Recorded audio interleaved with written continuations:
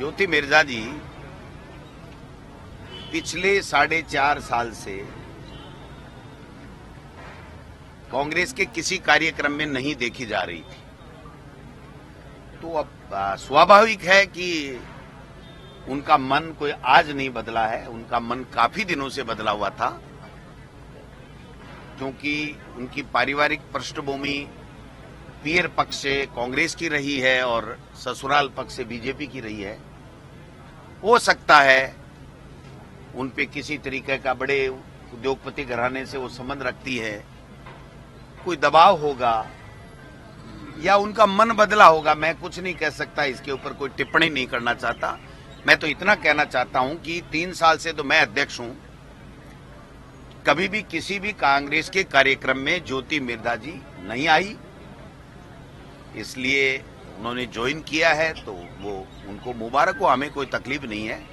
हम नागौर जिले में भी सशक्त हैं और राजस्थान में भी सशक्त हैं और पुनः कांग्रेस की सरकार बनाएंगे। वो कह रही है सुनी नहीं जा रही, कार्यकर्ताओं की नहीं सुनी जा रही, घुटन महसूस कर रहे हैं कार्यकर्ता। 3 साल से मैं अध्यक्ष हूं, मुझे उन्होंने सिंगल फोन भी कभी नहीं किया कि मेरी ये प्रॉब्लम है, किसी संगठन के नाते या जब मैं शिक्षा मंत्री था तो मंत्री के नाते 3 साल तक।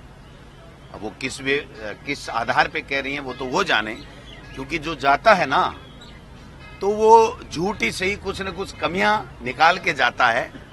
हमारे सुभाष महरिया जी भी गए थे और 2-3 महीने पहले पीसीसी मेंबर बने थे। मैंने उनसे पूछा था कि क्या आप कांग्रेस में हैं, पीसीसी मेंबर बना दूं? बोले हैं, कांग्रेस में ही हैं, कांग्रेस अच्छी पार्टी है, अच्छा काम कर रही है, मुझे बना दीजिए। और फिर अचानक राजेंद्र जी राठौड़ साहब जब नेता प्रतिपक्ष बने तो उनकी दोस्ती पुनः जागृत हो गई और वो कांग्रेस में कमियां गिनाते हुए निकल गए। तो वो तो अपना अपना विवेक है, अपनी अपनी बात है, अपना अपना मन है, जो जिसको ठीक लगता वो करे। व्यवस्था को लेकर सवाल उठाया था किसने? तो दिल्ली में उठाए तो राजस्थान में तो थी नहीं ज्योति मिर्जा जी।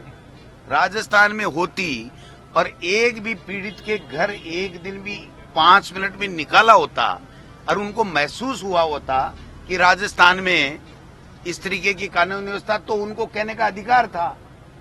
जब वो थी दिल्ली में तो दिल्ली की बात कर रही होंगी। मेरा मानना है राजस्थान में लैंड ऑर्डर भी चुस्त दुरुस्त है। हमने जहां भी घटनाएं घटी हैं पिछले भाजपा के 5 साल के शासन में, हमने वो दौर भी देखा है जब असहाय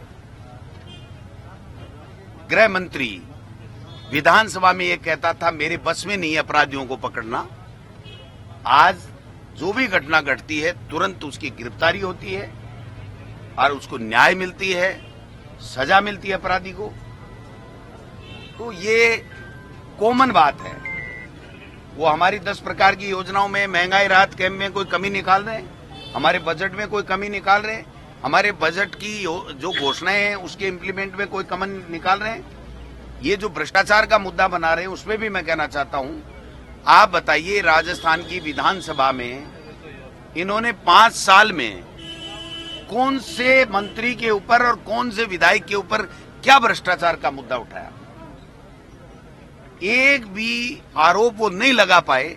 अब सड़कों पे अगर चुनावी साल आ गया और चुनाव का वक्त आ गया तो कुछ ना कुछ तो बोलेंगे। ये थोड़ी कहेंगे कि हमारी भी बिजली फ्री हो गई, हमारे भी लंपी की गाय मर गई थी, पैसा मिल गया, हमारे भी 2000 रुपए यूनिट का। बीजेपी के तमाम नेता जिनके कृषि का कनेक्शन है वो 2000 यूनिट का फायदा ले रहे हैं, वो किस मुंह से हमारी सरकार की बुराई करेंगे? ये मेरे समझ से